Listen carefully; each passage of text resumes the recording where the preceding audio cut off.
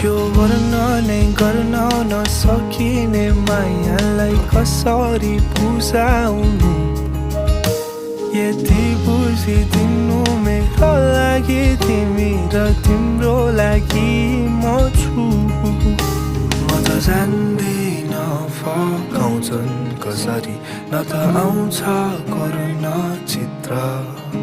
तिमी जति रिसाए नि माया छ सदैव मुटुभित्र तिमीलाई नै सधैँ